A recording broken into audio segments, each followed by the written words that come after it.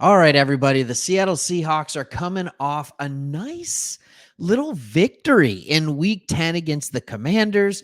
Kind of an exciting game, honestly. And they come away with the 29-26 victory, but they're getting better news on the injury front here as we're about halfway in between, halfway through the practice week.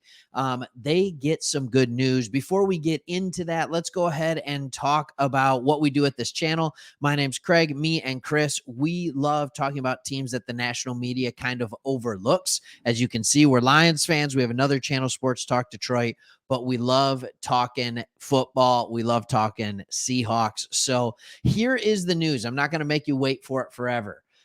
Abraham Lucas is coming back from injury. They have opened his 21-day window, and with that could make a huge difference for this offensive line. So in this video, we're going to talk about what kind of a difference he makes, what Pete Carroll's been saying about him, and why I want you all to tread with just a little bit of caution, because there's some things that are happening in the background, and you got to make sure you have a healthy Abraham Lucas rather than a get him right now Abraham Lucas. So plugging in here's what it says: plugging in a healthy Abraham Lucas back in the starting lineup would be a game changer for the Seattle Seahawks offensive line. But as echoed by Coach Pete Carroll, the team can't be short-sighted. So what does it mean they can't be short-sighted? It means they can't risk the future right tackle, all right? Maybe left, but right. Like, we can't risk that future to get him to play right now. And what you're seeing is some questionable things that are going on. Pete Carroll said some scary things. He said that he still was feeling, I think it was on Halloween. He talked about, so just a couple weeks ago, he said that he's still feeling a little bit of tenderness, a little bit of soreness as he's going on that knee. And that was when he was already running on it and doing things like that. That was just it. And now he's getting back to practice. He also kind of echoed that statement. He said, no, we just made it to a time where he can come to practice. Don't know that yet. He can't rehab anymore to get ready. He's ready to go. He said, we've been very careful to do that properly and take our time, but we need to see how the rigors of the practice figures into it all and see how he bounces back. And then here's the scary 4 words. Actually, it's more like 6 words. He said, it's been kind of a chronic thing.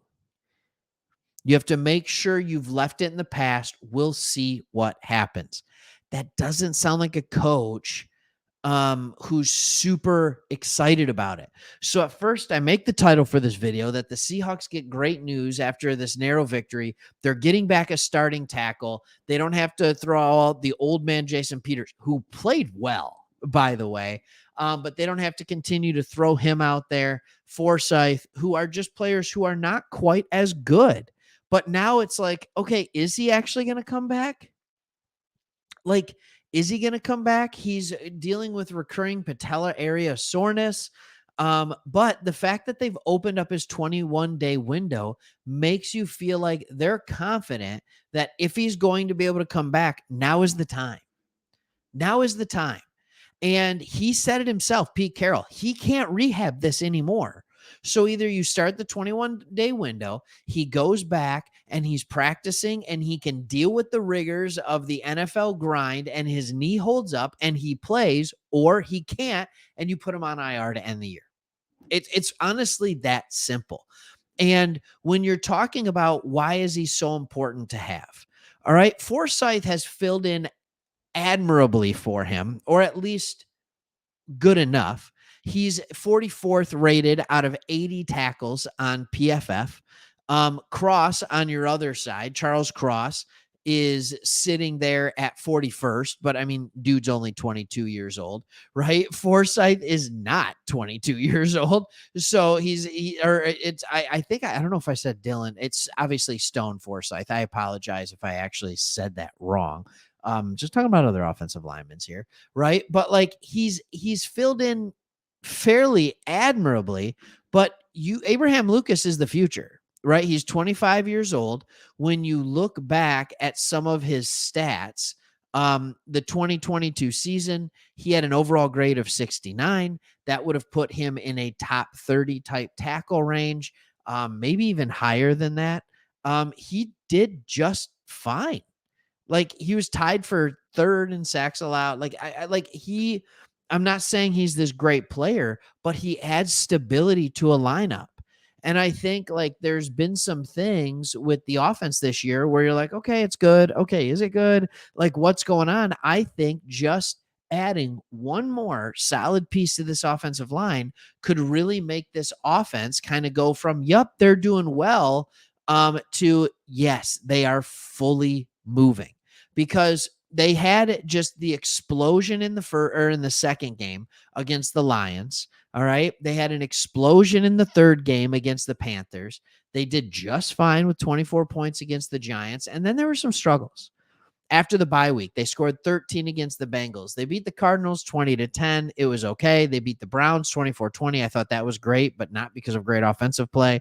Then they get shellacked and only score 3 points against the Ravens. This is an offense that's been up and down, up and down, up and down.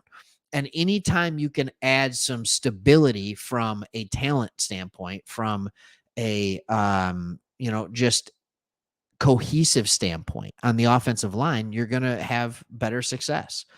Offensive line, I can make the argument, is the most important position group in the NFL. If you have a good offensive line, it makes everything else better. A good offensive line makes Geno Smith better. A good offensive line makes Walker better. It makes Charbonnet better. It makes your receiving core better because it gives everybody just a little bit more time to, if you're a wide receiver, get open. If you're a running back, to find a hole. It gives you the ability to hit that hole faster. If you're a quarterback, it gives you just that little bit of extra time to make a decision. It is the most important position group on the team and most definitely on the offense. So you want to see that happen, and getting a good tackle back could do that. So hopefully you like this stuff. A little bit more about this channel. This kind of started, if you're not familiar with it, like it, subscribe, do it. We're not stopping anytime soon. We do a lot of Seahawks coverage, but you'll see we also do a bunch of stuff on the Browns, the Texans, the Jaguars, the Panthers. Like there's a bunch of other teams that we do and that we talk about, and none of them are these large market teams. And it really just started out of a passion for the NFL, but as Detroit Lions fan, a passion for teams that just don't get talked about a lot, that seem to be overlooked. So that's what we wanted to do. And if you love hearing about those teams as well, and you don't always want to hear about New York, LA, Chicago, Dallas, like and subscribe. All right. Thanks for watching. See you on the